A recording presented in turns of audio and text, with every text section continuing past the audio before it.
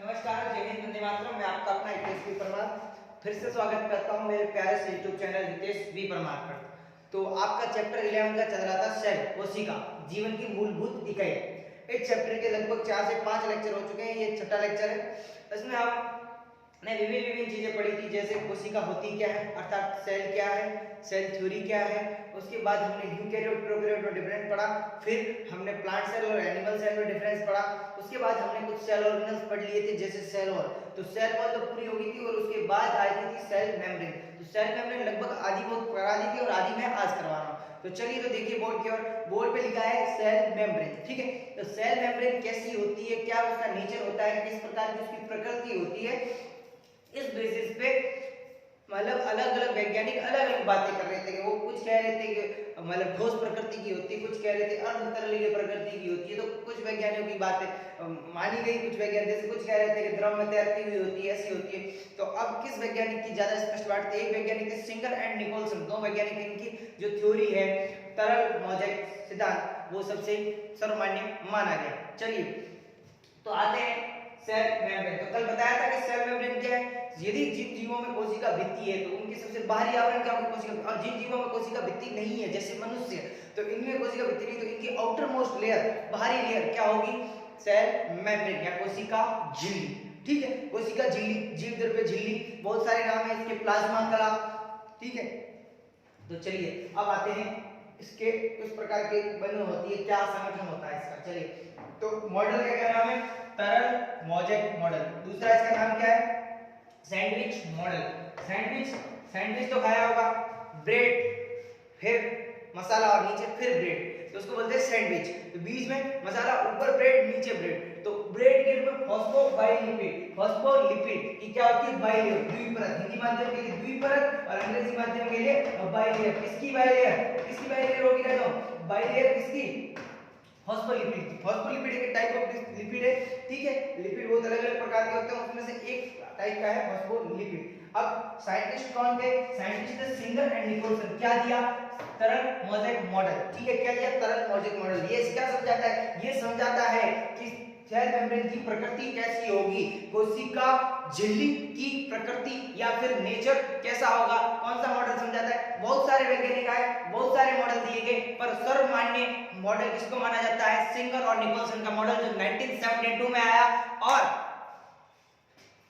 क्या नाम है? तरल मोज़ेक मॉडल या फिर सैंडविच मॉडल। किसने दिया? Singer Nicolson. क्या कहते हैं सिंगर और निकोलसन? देखिए, कहते हैं कि जो फॉस्फोलिपिड की बाइलेयर होती है, दो परतें बनी होती हैं, ये अर्धतरलीय प्रकृति, सेमी सॉलिड प्रकृति की होती है। ठीक है, इसके अंदर दो प्रकार के प्रोटीन होते हैं। एक तो अंदर थोड़े से धसे होते हैं, इसको बोलते हैं परिधीय प्रोटीन। जो कम धसे होते हैं उनको क्या बोलते हैं? परिधीय प्रोटीन। क्या बोलेंगे? परिधीय प्रोटीन। जो या फिर पेरिफेरल प्रोटीन, जो पार। ठीक है, और पूरे धसे हैं उनको बोलेंगे आंतरिक प्रोटीन, जो पूरे के पूरे अंदर धसे हैं। ठीक है, इनको किस आधार पर इन प्रोटीनों को बांटा गया, इनको कितनी आसानी से बाहर निकाला जा सकता है, जिनको सरलता से बाहर निकाला जा सकता है वो क्या हो गए? परिधीय प्रोटीन। और जिनको मुश्किल लगे, उनको निकालने में बहुत ज्यादा तकलीफ हो, बहुत ज्यादा मेहनत लगे, वो क्या हो गए?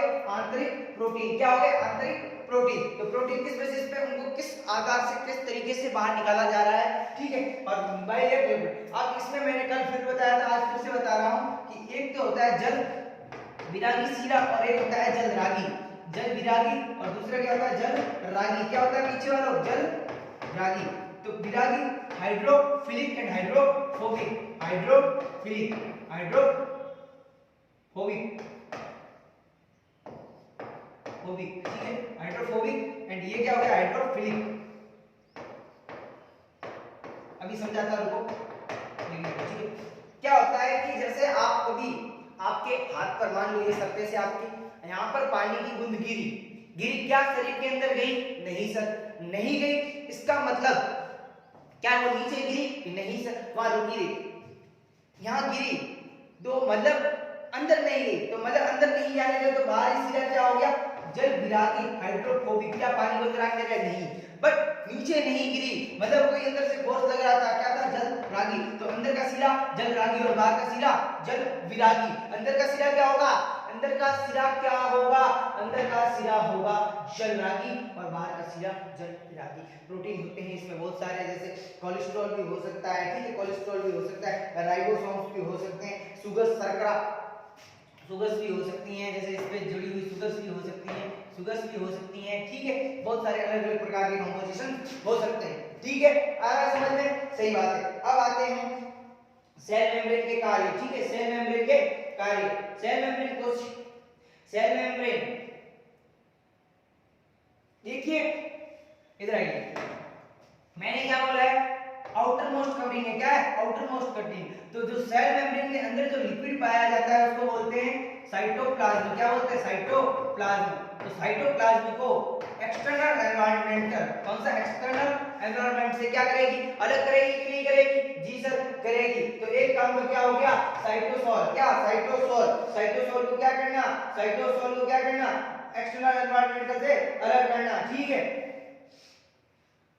अब क्या होता है, अब देखो कोई चीज जैसे कोई फूड इनहेल करना है, किसी को बाहर निकालना है, तो सारे ही काम किससे होते हैं, लगभग सारे ही काम किससे होते हैं, सारे ही काम किससे होते हैं, ठीक है। सारे काम किससे होते हैं, ओके, ऐसे नहीं मानेगा, इसके लिए यही चाहिए, ठीक है। एक काम तो क्या हो गया, पहला काम तो क्या हो गया, राजन बोलो, पहला काम क्या हो गया, पहला काम तो ये हो गया कि जो भी है क्या, साइटोसोल किसको बोलेंगे, जो सेल के अंदर है, तो साइटोप्लाज्म, साइटोसोल, जीव द्रव्य, ठीक है, वो सब है, उसको बाहरी वातावरण से अलग करना इसका मुख्य काम। दूसरा काम हो गया कि जितने भी, ये देखो ये आपकी सेल मेम्ब्रेन, क्या है, सेल मेम्ब्रेन, क्या है राजन, सेल मेम्ब्रेन, क्या है, सेल मेम्ब्रेन है, ठीक है, ये सब सेल मेम्ब्रेन है, ये आपकी सेल मेम्ब्रेन होगी, ठीक है। अब क्या होता है कि इसमें जैसे कोई फूड है, किसी फूड को इनहेल करना है, मान लो ये फूड है, तो फूड क्या होगा, धीरे धीरे इसकी ओर बढ़ेगा, जब फूड इसके पास जाएगा, क्या होगा, जब फूड इसके पास जाएगा, जैसे जैसे फूड इसके पास जाएगा, तो ये फूड को इनहेल करेगी, क्या करेगी, इनहेल करेगी। तो इनहेल कैसे करेगी, इनहेल देखो कैसे करेगी, थोड़ी सी अंदर मुड़ जाएगी, क्या हो जाएगी, सेल मेम्ब्रेन अंदर मुड़ जाएगी, खांच बना लेगी, और जैसे ही आपका फूड ये अंदर चला जाएगा, क्या हो जाएगा, अंदर चला जाएगा, तो सेल मेम्ब्रेन को तोड़ता हुआ, सेल मेम्ब्रेन को अपने साथ लेकर कहां चला जाएगा, अंदर चला जाएगा, ये क्या चला गया, अंदर चला गया कि नहीं चला गया, और फिर से सेल मेम्ब्रेन फ्यूज हो जाएगी, क्या हो जाएगी, फ्यूज, और इसके ऊपर सेल मेम्ब्रेन है कि नहीं। अब आपके अंदर आपने सुना होगा कि लाइसोसोम, क्या होता है, लाइसोसोम सुना है कि सुना, हाँ जी सर, क्या नाम है, लाइसोसोम। अब लाइसोसोम का क्या होते हैं, वाटर हाइड्रोलिटिक एंजाइम, जल अपघटनीय एंजाइम, ठीक है। जल अपघटनीय एंजाइम क्या करेंगे, इस पे रिएक्शन करेंगे और इस फूड को तोड़ देंगे, क्या करेंगे, इस फूड को तोड़ देंगे, फूड को तोड़ेंगे, क्या करेंगे, फूड का जो डाइजेशन होगा, जो इंपॉर्टेंट पार्ट है जो खाने योग्य और सेल के इंपॉर्टेंट है, वो तो सेल द्वारा इनहेल कर दिया जाएगा, और जो फालतू की चीजें हैं वो यहाँ से क्या हो जाएगी, एक्सोसाइटोसिस, इधर से क्या होता है, एंडोसाइटोसिस, एंडो मतलब फूड का अंदर आना, एक्सो मतलब सेल का बाहर जाना। क्या सेल पानी पीती है, अब इधर देखो, एंडो एक्सो क्या हुआ, साइटोसिस। अब दूसरा है एंडोपिनोसाइटोसिस एंड एक्सोपिनोसाइटोसिस। पिनो मतलब पीना, क्या, पिनो मतलब पीना, तो क्या लिक्विड पिएगी, हाँ जी। अगर कोई लिक्विड मटेरियल वैसे का वैसा जैसे हो रहा था वैसे, अगर कोई लिक्विड मटेरियल अंदर आ रहा है तो उसको क्या बोलेंगे, एंडोपिनोसाइटोसिस, क्या बोलेंगे, पीछे आ जाओ, एंडोपिनोसाइटोसिस। और अगर वो वहां से बाहर जा रहा है तो एक्सोपिनोसाइटोसिस। एंडो मतलब अंदर आना, किसके, सेल के, तो साइटोसिस। पिनो मतलब लिक्विड मटेरियल, क्या होगा, लिक्विड मटेरियल, चलिए आ गया समझ में। अब आते हैं अपनी नेक्स्ट स्लाइड पे, चलिए।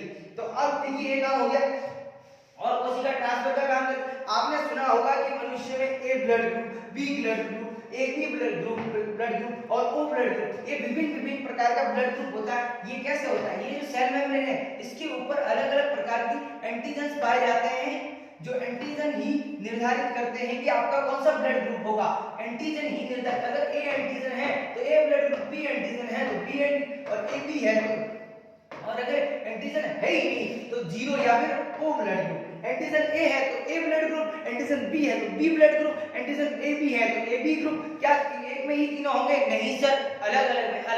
तो इसका निर्धारण अर्थात डिपेंड किस पे करेगा, सेल मेम्ब्रेन पे करेगा। तो सेल मेम्ब्रेन क्या ब्लड ग्रुप, हाँ जी सर, सेल मेम्ब्रेन ही ब्लड ग्रुप का निर्धारण करती है क्योंकि इसी पे एंटीजन पाए जाते हैं। चलिए, और इसका काम है ट्रांसपोर्ट, ठीक है। और झिल्ली में परिवर्तन जितने भी ट्रांसपोर्ट होते हैं, अब टाइप ऑफ ट्रांसपोर्ट पे आ जाएंगे। ट्रांसपोर्ट के प्रकार कितने होते हैं, कैसे कैसे ट्रांसपोर्ट हो सकते हैं, कितने प्रकार का ट्रांसपोर्ट हो सकता है, ठीक है। ट्रांसपोर्ट अलग अलग प्रकार के होते हैं, ट्रांसपोर्ट अलग अलग प्रकार के होते हैं। तो ट्रांसपोर्ट क्या क्या होंगे उस पे अब आ जाएगी, ठीक है। अब हेडिंग आ रही है ट्रांसपोर्ट, किस पे, सेल मेम्ब्रेन किस में हेल्प करती है, परिवहन या फिर ट्रांसपोर्ट में, किस में, परिवहन या फिर ट्रांसपोर्ट में। अब ट्रांसपोर्ट क्या होता है इधर देखिए, चलिए। ट्रांसपोर्ट मतलब सेल मेम्ब्रेन से किसी भी फूड का अंदर आना या बाहर जाना। जैसे मैंने अभी आपको बताया एंडोसिस एंड एक्सोसिस, ठीक है, एंडोसाइटोसिस एंड एक्सोसाइटोसिस। अब देखिए ये दो प्रकार का होगा, एक तो एक्टिव होगा, सक्रिय, हिंदी माध्यम क्या सक्रिय, और अंग्रेजी माध्यम में एक्टिव, और या फिर इनएक्टिव। दो मेथड से हो सकता है आपका ट्रांसपोर्ट, ठीक है। किसी भी चीज का ट्रांसपोर्ट दो मेथड से हो सकता है, या तो सक्रिय या फिर निष्क्रिय, क्या, या तो सक्रिय या फिर निष्क्रिय। एक्टिव मेथड में क्या होगा, इधर देखिए आप, एक्टिव में एटीपी की जरूरत होगी, किसकी, एटीपी, मतलब एनर्जी चाहिए कि नहीं चाहिए, हाँ सर ये चाहिए, और इसमें एटीपी नहीं चाहिए, इसमें एटीपी नहीं चाहिए। तो क्या इसमें प्रोटॉन ग्रेडियंट बनेगा।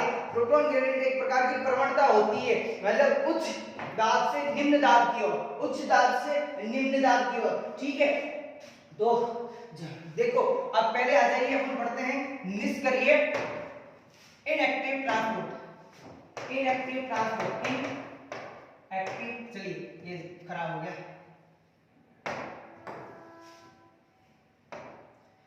Inactive transport, inactive transport, inactive transport. चलिए इनएक्टिव ट्रांसपोर्ट हेडिंग डालिए, इनएक्टिव क्या है इसकी, हेडिंग डाल दीजिए इनएक्टिव ट्रांसपोर्ट, ठीक है। इनएक्टिव ट्रांसपोर्ट मतलब क्या, ये आपकी सेल मेम्ब्रेन मान लो, ठीक है। यहां से किसी भी मॉलिक्यूल का सेल के अंदर जाना विदाउट एटीपी, इसकी without any help of ATP, without any help of ATP, without any help of ATP, ठीक है। बिना एटीपी की सहायता से, बिना किसी एटीपी की सहायता से अणुओं का कोशिका में प्रवेश करना या फिर कोशिका से बाहर निकलना, ये क्या कहलाएगा, क्या कहलाएगा, पीछे वाला बोलो क्या कहलाएगा, कि सर ये क्या कहलाएगा, बोलो क्या कहलाएगा, ये क्या कहलाएगा, इनएक्टिव ट्रांसपोर्ट। अब इनएक्टिव ट्रांसपोर्ट दो मेथड से हो सकता है, या तो डिफ्यूजन होगा या फिर ऑस्मोसिस होगा, या तो डिफ्यूजन होगा या फिर क्या होगा, ऑस्मोसिस, या फिर क्या होगा, ऑस्मोसिस, ऑस्मोसिस, या तो डिफ्यूजन होगा या फिर क्या होगा, ऑस्मोसिस होगा। अब डिफ्यूजन क्या है और ऑस्मोसिस क्या है, दोनों में अंतर देख लो, डिफ्यूजन एंड ऑस्मोसिस में अंतर देख लो। डिफ्यूजन क्या है इधर देखो, डिफ्यूजन एक ऐसा प्रोसेस है जिसमें कोई भी मॉलिक्यूल गैसियस या लिक्विड कोई भी अपने हाई प्रेशर से, कहां से, अपने हाई प्रेशर से लो प्रेशर की ओर आएगा। क्या देखिए, हाई प्रेशर से लो प्रेशर, अगर देखिए गाड़ी के टायर का पंचर होना, और पंचर होता है तो क्या गैस बाहर वातावरण से टायर में आ रही है कि टायर से बाहर जा रही है, टायर से बाहर, क्यों, क्योंकि टायर में प्रेशर ज्यादा है तो वहां से हवा बाहर निकल रही है। तो वो एक एग्जांपल है। डिफ्यूजन लिविंग नॉन लिविंग दोनों में पाया जाता है, diffusion non living and living दोनों में पाया जाता है। क्या पीछे वाला लिविंग नॉन लिविंग दोनों में पाया जाता है कि नहीं पाया जाता, जी सर बिल्कुल दोनों में पाया जाता है। क्या diffusion, but osmosis only living में पाया जाता है, और उसके लिए एक स्पेशल केस होते हैं, ज्यादातर ये जल का परिवहन। देखिए ये आपकी सेल मेम्ब्रेन, ठीक है, ये आगे high pressure to low pressure, किसका, सॉल्यूट का, सॉल्यूट का परिवहन high pressure to low pressure की ओर होना, किसके द्वारा, सेमी परमेएबल मेम्ब्रेन से, किससे, सेमी परमेएबल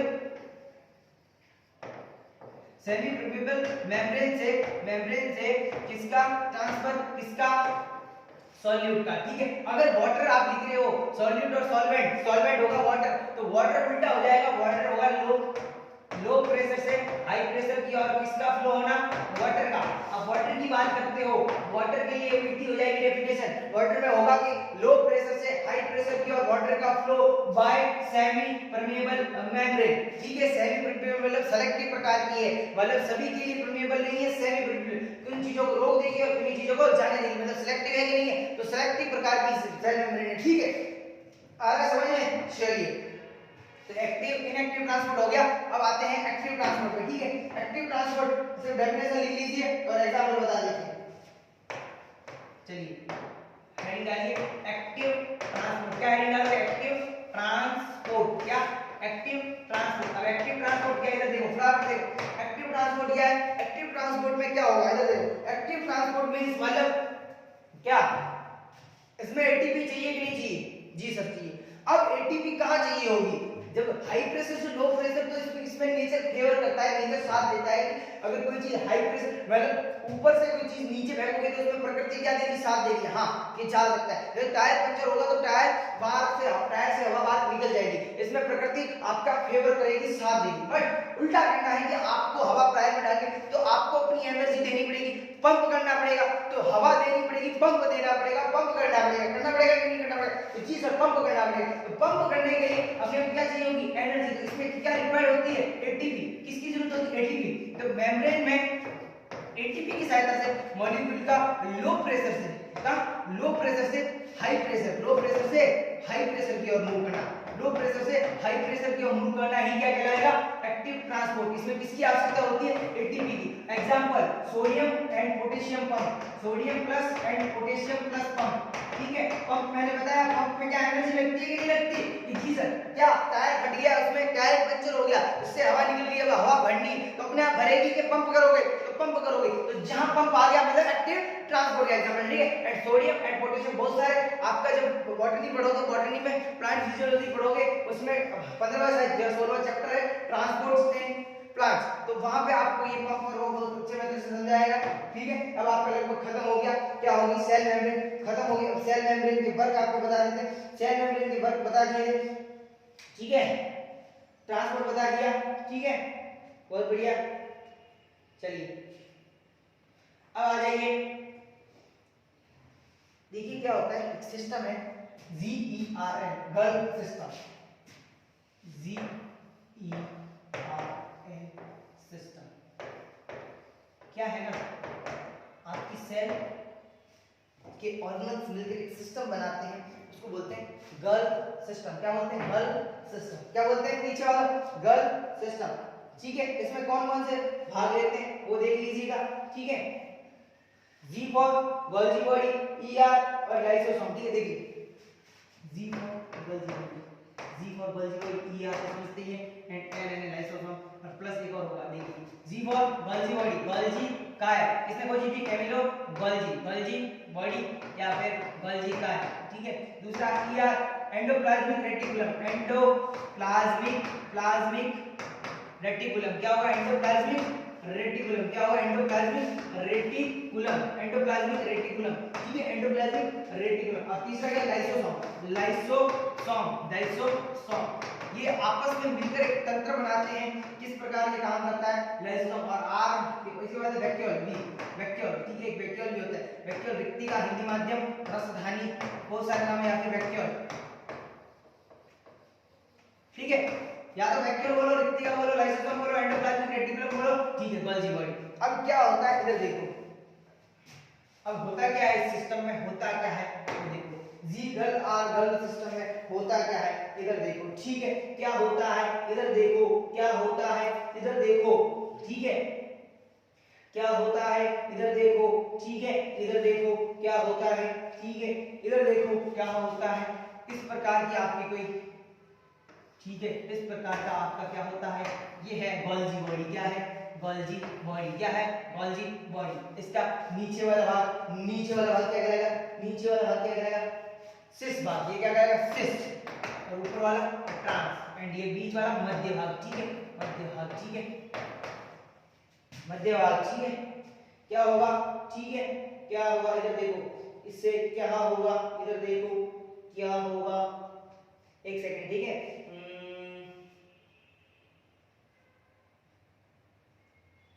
देखते रहो आप, इसको नोट कर लो फटाफट।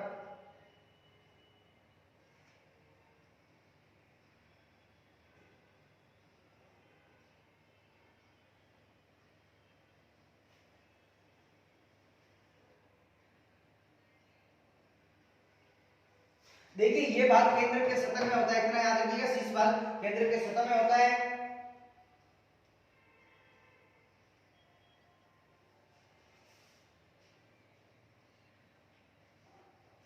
ठीक है। तो ये केंद्र में सतह में होता है, ये भाग क्या होता है, केंद्र के सतह में होता है और ये केंद्र से दूर होता है। तो इसको बोलते हैं क्या बोलते हैं, निर्माणकारी भाग या फिर क्या बोलते हैं, निर्माणकारी सतह। इसको क्या बोलते हैं, निर्माणकारी सतह। प्रभुत्व वाली परिपक्व सतह, निर्माणकारी सतह। लेकिन केंद्र क्या है, तो केंद्र के पास में क्या होगा, शीर्ष भाग, निर्माणकारी सतह। तो यहाँ पे पुटिकाओं का निर्माण होगा, पुटिकाओं का क्या होगा, निर्माण होगा, और यहाँ पे पुटिकाएं क्या हो जाएंगी, परिपक्व, क्या हो जाएंगी, परिपक्व। तो इसको क्या बोलते हैं, परिपक्वन क्षेत्र, और इसको निर्माणकारी क्षेत्र। ठीक है, तो परिपक्व कहाँ हो जाएंगे, ट्रांस भाग में बनेगी का शीर्ष भाग में। चलिए ठीक है, देखिए जैसे पुटिका टूट के आ गई, ठीक है, मान लो पुटिका आ गई, पुटिका यहाँ आ गई, यहाँ से परिपक्व हो गई। ठीक है, अब क्या होता है, लाइसोसोम। लाइसोसोम ये आपका गोल्जी बॉडी समझ में आ गया।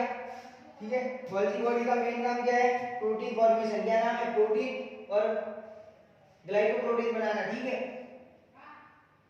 और ये मुख्य कार्य पुटिका बनाने का काम करता है, स्त्रावी प्रोटीन को मुक्त करता है। ठीक है, स्त्रावी प्रोटीन। ठीक है, जो पुटिका बनाता है, एक जो लाइसोसोम एक प्रकार की पुटिका है, तो लाइसोसोम भी इनसे ही बनता है। यहाँ से पुटिका गई, प्राथमिक पुटिका, द्वितीय पुटिका, जो अंतिम पुटिका बनती है, तृतीय पुटिका, और वो क्या बन जाते हैं, लाइसोसोम। तो लाइसोसोम इसी से लगभग बनता है। ठीक है, ठीक है, तो स्त्रावी एंजाइम होते कि नहीं होता है, तो इसी से बनते हैं। दूसरा क्या, ये ग्लाइकोप्रोटीन बनाने का काम करता है। ठीक है, और शुक्राणु का एक्रोसोम में गोल्जी उपकरण होता है। शुक्राणु का जो एक्रोसोम होता है उसमें आपके मूल गोप कोशिका से मूल गोप होता है, कोशिका जब रूट होती है, रूट के सबसे निचले वाला भाग कहलाता है मूल गोप। यहाँ पे भी आपकी गोल्जी बॉडी होती है, क्या होती है, गोल्जी बॉडी। ठीक है, और गोल्जी एंडोसाइटोसिस के दौरान टूटी हुई, देखो क्या होता है, मैंने बताया था कि एंडोसाइटोसिस हो रहा है, एक्सोसाइटोसिस हो रहा है, तो बार-बार सेल टूट रही थी कि नहीं टूट रही थी, तो उस सेल को फिर से रिपेयर कौन करता है, आपकी गोल्जी बॉडी। कौन करता है, गोल्जी बॉडी। ठीक है, और कोशिका पट्टिका, कोशिका पट्टिका, कोशिका पट्टिका का निर्माण करता है किसका, सेल प्लेट का। ठीक है, देखिए क्या होता है ना, दो प्रकार से डिवीजन होता है। ठीक है, एक तो होता है कि सेल मेम्ब्रेन के फ्यूजन से आपस में, ठीक है, और या फिर जैसे प्लांट होते हैं तो उनमें सेल पट्टिका बनती है, जैसे कोशिका भित्ति से एक बड़ी बड़ी पट्टिका बन जाती है, तो वही पट्टिका उन दोनों को डिवाइड करती है। तो ठीक है, तो डिवीजन दो प्रकार से होता है, तो एक कोशिका पट्टिका का निर्माण करती है। ठीक है, समझ में आ गया। चलिए अब आते हैं लाइसोसोम पे। किस पे आते हैं, लाइसोसोम पे। लाइसोसोम को बोलते हैं आत्मघाती थैली, lysosome, suicidal, suicidal bag, suicidal bag of cell, या फिर आत्मघाती थैली, आत्मघाती थैली। आत्मघाती थैली क्या बोलेंगे, आत्मघाती थैली या सुसाइडल बैग क्यों बोलते हैं, मतलब देखिए सबसे पहले तो मैंने फिर से बता दे रहा हूँ कि ये पुटिकाएं होती हैं। ठीक है, पुटिकाओं में हाइड्रोलाइटिक एंजाइम होता है, यहाँ से कोई फूड अंदर आ गया तो ये हाइड्रोलाइटिक एंजाइम ट्रांसफर हो गया, इसमें जो खाने वाली चीज है वो पच गई और बाहर चला गया। ठीक है, अब देखिए कई बार क्या होता है, इसमें हाइड्रोलाइटिक एंजाइम बड़े घातक होते हैं। अब पुटिकाएं गलती से अगर टूट गई, ये पुटिका फट गई, तो इसके अंदर हाइड्रोलाइटिक एंजाइम पूरी सेल के अंदर फैल जाएगा और इसके अंदर ऑर्गेनल्स को डैमेज कर देगा और सेल को खत्म कर देगा, अर्थात ये खुद ही की सेल को खत्म कर सकता है। इसीलिए इसको क्या बोलते हैं, आत्मघाती थैली। और ये मुख्य काम किसमें आता है, सेल में एंडोसाइटोसिस होता है, उसमें जो डाइजेशन करना होता है वो इसमें काम होता है। उसमें क्या पाए जाते हैं, हाइड्रोलाइटिक एंजाइम पाए जाते हैं। हाइड्रोलाइटिक एंजाइम प्रकृति में कैसे होते हैं, अम्लीय। कैसे होते हैं प्रकृति में, अम्लीय या फिर एसिडिक। कैसे होते हैं, अम्लीय या फिर एसिडिक। कैसे होते हैं, अम्लीय या फिर एसिडिक, अम्लीय या फिर एसिडिक। ठीक है, समझ में आया कि नहीं आया, आ गया। अब आते हैं वैक्यूल पर। ठीक है, वैक्यूल पर हेडिंग डाल दीजिए, वैक्यूल, हेडिंग डालिए वैक्यूल। ठीक है, एक और आपको शब्द समझा देता हूं, वैक्यूल से पहले समझ लेते हैं ईआर। ईआर क्या हेडिंग क्या है, ईआर। ईआर दो प्रकार की, एसईआर, आरईआर। ठीक है, अब क्या होती है, ऐसी जो चिकने प्रकार की होती है जिनमें कोई राइबोसोम उपस्थित नहीं है, तो वो क्या हो गया, स्मूथ एंडोप्लाज्मिक रेटिकुलम। और जिनके ऊपर राइबोसोम प्रेजेंट है, जब राइबोसोम दानेदार होते हैं तो खुरदरापन आएगा कि नहीं आएगा, जी सर आएगा, तो इनको बोलते हैं आरईआर। तो ये भी केंद्र के पास में पाए जाने वाले प्रकार का ऑर्गेनल है। एसईआर में क्या होगा, चिकना होगा, इसमें कोई प्रकार का क्या होगा, आवरण नहीं होगा, किसी भी प्रकार का कोई मतलब राइबोसोम नहीं होगा। यहाँ राइबोसोम पाया जाएगा, राइबोसोम, राइबोसोम, राइबोसोम क्या होंगे, प्रेजेंट होंगे, जी सर प्रेजेंट होंगे, राइबोसोम प्रेजेंट होंगे, यहाँ पे राइबोसोम नहीं होंगे। जब राइबोसोम प्रेजेंट होंगे तो राइबोसोम का मुख्य काम क्या है, प्रोटीन निर्माण। तो इस प्रकार की ईयर का मुख्य नाम क्या होगा, मुख्य काम क्या होगा, ईयर निर्माण। जबकि यहाँ पर आपके लिपिड का निर्माण होगा। ठीक है, और एसईआर क्या करती है, एसईआर चिकनी औषधियां करती है, स्पेक्ट्रोफॉर्म और लिपिड का फॉर्मेशन करती है। इसका फॉर्मेशन करती है, लिपिड का फॉर्मेशन करती है, ठीक है। और स्टेरॉइड हार्मोन, तो यहाँ क्या बनेंगे, स्टेरॉइड बनेंगे, लिपिड बनेगा, स्टेरॉइड बनेंगे, स्टेरॉइड या फिर लिपिड बनेंगे, स्टेरॉइड बनेंगे, लिपिड बनेंगे, ठीक है, या फिर कोलेस्ट्रॉल बनेगा, वो सब किससे बनेगा, SER से, ठीक है। और यहाँ पर प्रोटीन बनेगा, ठीक है, तो राइबोसोम प्रेजेंट होंगे। अब आ जाइए अगले टॉपिक वेक्टर।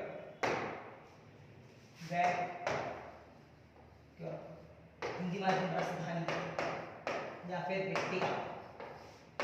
आप देखो रिक्तिका पादप कोशिकाओं में बहुत हो सकती है, पर बहुत छोटी मात्रा में, न्यून मात्रा में होती है, बहुत ही कम, लघु, सूक्ष्म और आदि में पाई नहीं जाती। परंतु जंतु कोशिका में 80 से 90% भाग, 80 से 90% भाग आपकी वैक्यूल करती है। क्या करती है, कौन काम करती है, वैक्यूल पाई जाती है। आपकी क्या पाई जाती है, वैक्यूल पाई जाती है। 80 से 90% भाग में क्या पाई जाती है, 80 से 90% भाग में क्या पाई जाती है, रिक्तिका पाई जाती है। क्या पाई जाती है, रिक्तिका। क्या पाई जाती है, रिक्तिका, या फिर इसको वैक्यूल बोलते हैं। क्या बोलते हैं, वैक्यूल, वैक्यूल पाई जाती है, ठीक है, हाँ जी सर, पाई जाती है। अब ये रिक्तिका क्या करती है, रिक्तिका की जो लेयर है भित्ति या फिर रिक्तिका का मेम्ब्रेन, रिक्तिका की मेम्ब्रेन क्या कहलाती है, टोनोप्लास्ट, टोनोप्लास्ट, टोनोप्लास्ट क्या कहलाती है, टोनोप्लास्ट। क्या टोनोप्लास्ट क्या है, अगर सवाल आ जाए तो क्या लिख के आओगे, इसे टोनोप्लास्ट, रिक्तिका की मेम्ब्रेन का दूसरा नाम है टोनोप्लास्ट। किसकी मेम्ब्रेन, रिक्तिका की मेम्ब्रेन क्या कहते हैं, टोनोप्लास्ट कहते हैं। क्या कहते हैं, टोनोप्लास्ट। इसका कितना भाग होता है,